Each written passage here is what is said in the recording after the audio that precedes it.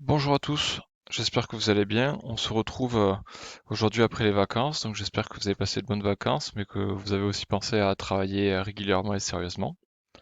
Donc pour la rentrée, vous aviez à rendre le DM11. Donc du coup, on va le corriger ensemble. Donc le DM11 avait pour thème racine, développement, factorisation et un petit peu de proportion. Alors, dans l'exercice 1, on vous demandait ceci. Écrire chacun des nombres suivants sous la forme a facteur de racine de b, où a est un entier naturel et b est un entier naturel, tel que b sera le plus petit possible. Alors, comment on fait ça? On avait déjà vu ça en cours. Donc, racine de 28, on va l'écrire un nombre multiplié par la racine d'un autre nombre. Et on veut que le nombre qui soit sous la racine soit le plus petit possible. Ce qu'on vous devez faire, c'est décomposer 128 comme un produit de deux nombres. Un nombre quelconque multiplié par un nombre qui est en fait un carré, c'est-à-dire un nombre dont on peut facilement calculer la racine carrée. Donc dans ce cas-là, 64. Ce nombre-là, il faut qu'il soit le plus grand possible, de telle manière à ce que le nombre sous la racine soit le plus petit possible. Donc ici, on a 128 fois, enfin 128 est égal à 2 fois 64. Et donc racine de 128 est égal à racine de 2 fois 64. Ça, grâce à vos propriétés sur les racines, vous savez que ça va être égal à racine de 64 fois racine de 2. Et racine de 64, vous savez le calculer. Ça fait 8. Car 8 fois 8, c'est-à-dire 8 au carré, est égal à 64. Donc là, vous avez bien écrit racine de 128 sous la forme un nombre multiplié par la racine de notre nombre. Et le nombre qui est sous la racine est le plus petit possible. Ici, c'est 2. D'accord? On aurait très bien pu écrire 128 est égal à 4 fois 32, par exemple. On aurait obtenu un résultat. Mais on n'aurait pas obtenu le résultat optimum qu'on demandait, c'est-à-dire avec un nombre sous la racine le plus petit possible. On continue. Racine de 80. Donc ici, 80, il faut le décomposer de la manière suivante. 5 fois 16. De telle sorte que racine de 80 va être égale à racine de 5 fois racine de 16. Et comme racine de 16 c'est 4, on obtient 4 fois racine de 5. Là c'est pareil. 80, on aurait très bien pu le décomposer 10 fois 8. Mais dans ce cas-là, comme ni 10 ni 8, comme on sait calculer la racine facilement d'aucun de ces deux nombres, on n'aurait pas pu le décomposer de cette manière-là. D'accord? Donc on vous demande une décomposition très précise. Racine de 567, donc là c'était un peu plus dur parce que pour le décomposer de tête c'est moins évident, c'est un chiffre qu'on a le moins, c'est un nombre qu'on a le moins habitude de rencontrer. Mais vous aviez la calculatrice, puis vous étiez à la maison, vous aviez le temps. Donc ici, en fait, on va décomposer 567 comme 7 fois 81, où 81 est un nombre dont on sait facilement calculer la racine. La racine de 567 va être égale à racine de 7 fois racine de 81, ce qui va nous donner 9 fois racine de 7. Donc ça, c'est pas un exercice qui est forcément évident, mais il est complet, dans le sens où il va vous demander une réflexion, c'est-à-dire trouver une décomposition adéquate qui va nous permettre de répondre à ce problème. Et en même temps, il va vous faire utiliser des propriétés que vous connaissez sur les racines. Et en même temps, il va vous faire calculer des racines évidentes, des FM. Des racines que vous êtes censé connaître. Racine de 81, racine de 16, racine de 64. Donc c'est un exercice qu'il est bon de savoir faire. Exercice 2. Donc ça, c'est un exercice extrêmement basique. D'accord, un exercice sur le développement, et je vous avais déjà dit auparavant que c'était une chose fondamentale à savoir faire à la fin de la seconde, car ce sera très très souvent utilisé en première et en terminale, que vous alliez en filière générale ou en filière technologique. Alors, comment on fait ça?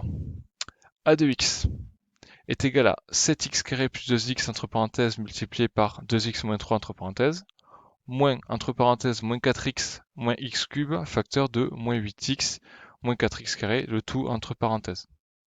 Donc pour développer ça, vous allez commencer par développer, si vous voulez, les parenthèses qui sont côte à côte. Donc en fait là, vous allez avoir deux développements à faire. Un développement sur la première parenthèse et un développement sur la deuxième parenthèse. Là, il faudra faire très attention. C'est qu'entre ces deux produits, vous avez un moins là. Donc, quand vous allez faire le développement double des deux dernières parenthèses, il ne faudra surtout pas oublier de mettre les grandes parenthèses là. D'accord? Si vous ne les mettez pas, votre résultat sera faux. Car il y a un moins devant là. Le moins, il va se distribuer sur tous les membres de la parenthèse. D'accord. Alors, du coup, la première parenthèse, donc 7x carré fois 2x, ça fait 14x cube. 7x carré fois moins 3, ça fait moins 21x carré. 2x fois 2x, ça fait 4x carré. 2x fois moins 3, ça fait moins 6x. Ensuite, dans la deuxième parenthèse, on a moins 4x fois moins 8x, ça fait 32x carré. Moins 4x facteur de moins 4x carré, ça va faire plus 16x cube. Attention, comme il y a moins 4 fois moins 4, ça fait plus 16. Ensuite, moins x cube fois moins 8x, ça fait 8x puissance 4. Et moins x cube facteur de moins 4x carré, ça fait 4x puissance 5. Donc pour réussir à faire ça, il faut que vous connaissiez vos formules, ou en tout cas que vous ayez acquéri des automatismes sur le développement double, mais aussi que vous connaissiez vos propriétés, que vous soyez à l'aise avec vos propriétés sur les calculs des puissances. D'accord? Ici, x au cube fois x au carré, ça fait x puissance 3 plus 2, c'est-à-dire x puissance 5. Si vous ne savez pas faire ça, vous ne pouvez pas résoudre cet exercice. Ensuite, on enlève des parenthèses. Donc, dans la première parenthèse, on n'a rien à faire. Par contre, dans la deuxième, comme on a un moins devant, il faut distribuer le moins à l'intérieur de la parenthèse. Ce qui revient à faire quoi? Ce qui revient à transformer des signes plus en signes moins et des signes moins en signes plus. Et maintenant, vous avez quasiment terminé. La dernière chose qui vous restait à faire, c'était rassembler, c'est-à-dire réduire, rassembler les puissances. Rassembler toutes les puissances de 5, toutes les puissances de 4, les puissances de 3, de 2, de 1. D'accord? Donc là, par exemple, la puissance en x puissance 5, il n'y en a qu'une. C'est moins 4x puissance 5. En x puissance 4, il n'y en a qu'une aussi. Moins 8x puissance 4. En puissance 3, on a 14x puissance 3 ici, mais on a moins 16x puissance 3 ici. Donc 14 moins 16, ça fait moins 2. Donc en fait, on a moins 2x puissance 3. Pareil pour les autres. D'accord? On passe à la suite. Cette fois-ci, on va aller plus vite. Donc de la même manière, ici, vous vous retrouvez avec deux développements doubles à faire. Premier développement double, très simple. Deuxième développement double, faire un petit peu attention parce qu'on a un 2 qui est devant.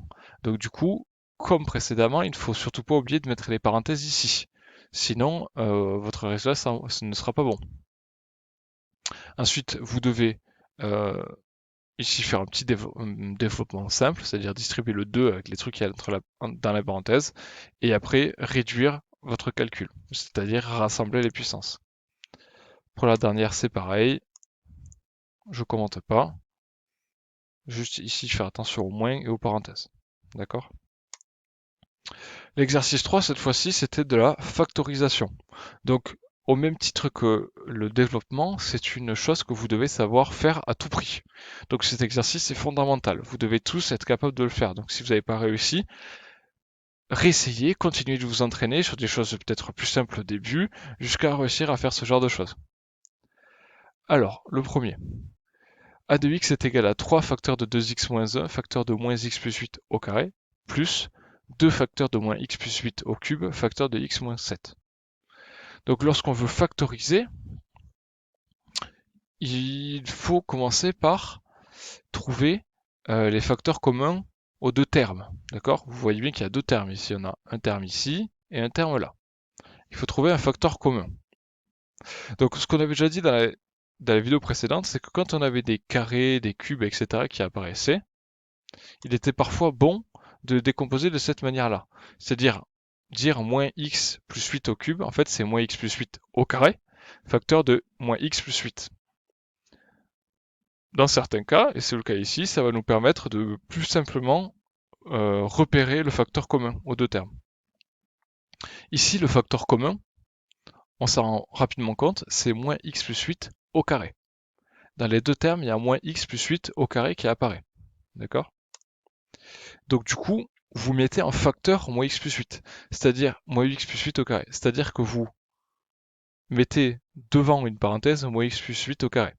Et à l'intérieur de la parenthèse, il va falloir mettre des choses pour qu'on ait bien l'égalité avec a de x. Qu'est-ce qu'on va mettre dans cette parenthèse? On va reprendre la ligne du dessus et on va prendre tout ce qui n'est pas moins x plus 8 au carré. C'est-à-dire tout ce qu'on n'a pas déjà factorisé.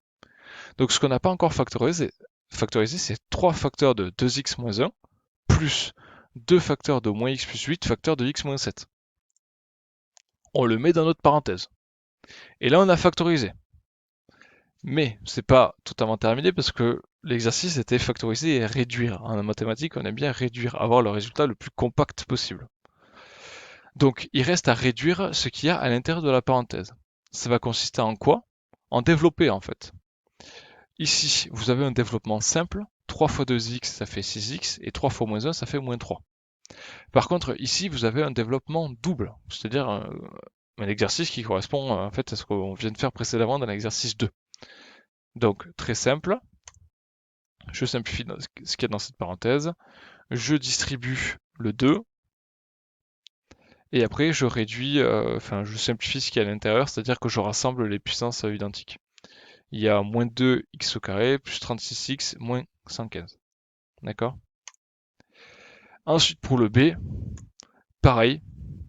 On écrit 2x moins 3 au carré comme 2x moins 3 facteur de 2x moins 3 pour pouvoir plus simplement repérer le facteur commun aux deux termes, qui est ici 2x moins 3. On récupère tout ce qui n'était pas 2x moins 3 dans la ligne précédente pour le mettre dans la parenthèse ici. Ici, je fais juste une petite remarque, c'est-à-dire une petite subtilité, c'est qu'il ne faut surtout pas oublier le moins qui est ici, d'accord? 2x moins 3 moins 4 facteur de 1 plus x, et pas plus, sinon c'est pas pareil, d'accord? Il vous reste plus qu'à développer et réduire, et c'est bon. Pour le c, c'est pareil. Cette fois-ci, on remarque directement que 3x plus 2 au carré est un facteur commun. Et voilà, d'accord? Donc ce genre de choses, il faut que vous sachiez le faire. Ensuite, un petit exercice sur les proportions, entre guillemets, plutôt les évolutions. D'accord? Donc cet exercice va faire intervenir, j'espère que vous l'avez remarqué, les coefficients multiplicateurs. Comment passer d'une évolution à un coefficient multiplicateur et comment passer d'un coefficient multiplicateur à une évolution, enfin un taux d'évolution, un pourcentage. Alors ici, on s'intéresse au nombre d'abonnés d'une chaîne YouTube. Ce nombre d'abonnés, il baisse entre janvier et février de 12%, puis il remonte entre février et mars de 4%. Et nous, ce qu'on voudrait savoir, c'est entre janvier, c'est-à-dire tout au début, et mars, c'est-à-dire tout à la fin, quelle a été l'évolution? Est-ce qu'on a plutôt eu une augmentation? Est-ce qu'on a plutôt eu une diminution? Et dans ce cas-là, de combien? Alors pour ça, il va falloir qu'on utilise nos coefficients multiplicateurs. La première chose à faire, ça va être transformer nos évolutions qu'on avait dans notre énoncé en un coefficient multiplicateur. Donc première chose, quel est le coefficient multiplicateur qui est associé à une baisse de 12%? Ça, c'est une formule du cours. Ce coefficient multiplicateur, qu'on va appeler ici C0, on pourrait l'appeler autre chose, on pourrait l'appeler C1, C12, C24, C bonjour, etc. Peu importe. Juste, je lui donne un nom, comme ça je le repère. Donc C0 est égal à 1 moins 12 sur 100. 12, c'est les 12%, et le moins, c'est parce qu'on a une baisse. D'accord? Donc ça fait 0,88. On associe de même un coefficient multiplicateur à la hausse de 4%. Donc cette fois-ci, on a 1 plus 4 sur 100, c'est-à-dire 1,04. Cette fois-ci, je l'appelais C1. Maintenant, on va pouvoir calculer le coefficient multiplicateur global, c'est-à-dire le coefficient multiplicateur qui est associé à l'évolution globale, c'est-à-dire à l'évolution du nombre d'abonnés entre janvier et mars. Ça, vous avez une formule dans le cours qui dit que le coefficient multiplicateur global, c'est le produit des coefficients multiplicateurs.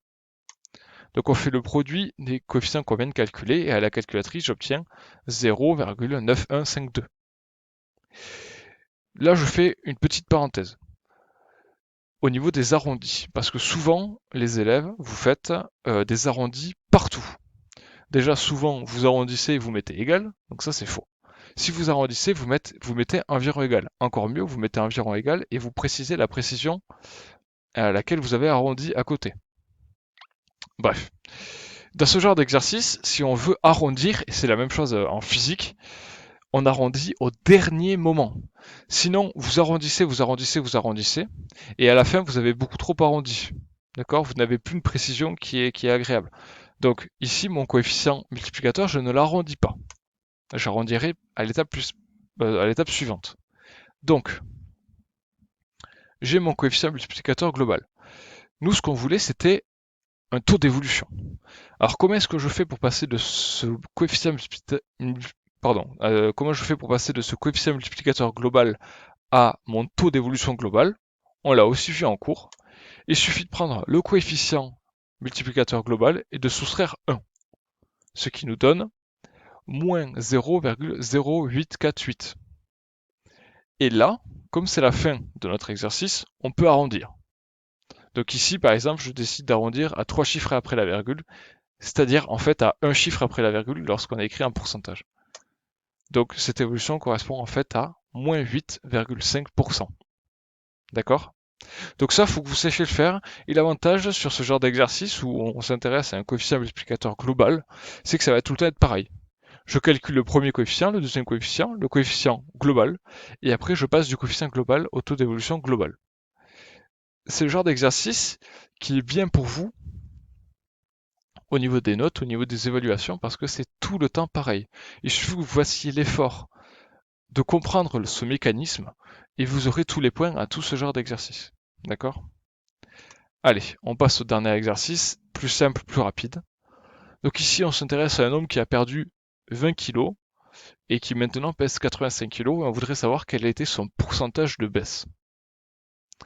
Donc, en fait, cet exercice fait intervenir d'une certaine manière la formule euh, valeur finale moins valeur initiale divisé par valeur initiale.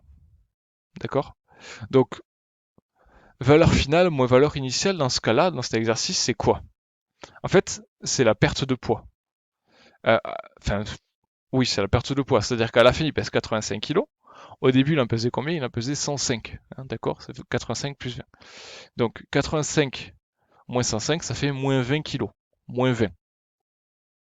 Et le poids initial, on vient de le dire, c'était 105 kg. Donc, en fait, ce qu'il faut calculer ici, c'est moins 20 sur 105. Donc, enfin, moins 20 sur 105, ce serait l'évolution. Moi, là, je parle pas vraiment d'évolution, je dis juste que ça a diminué de 20 sur 105. Donc 19%. On pourrait aussi dire du coup que l'évolution est moins 19%. C'est valable aussi. Donc j'espère que vous avez compris. Si vous n'avez pas compris, n'hésitez pas à me poser des questions ou à re-regarder cette vidéo.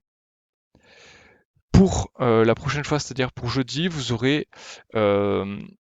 deux activités qui vont introduire un chapitre sur les diviseurs, les multiples et les nombres premiers. Je le mets en description et je vous enverrai un mail.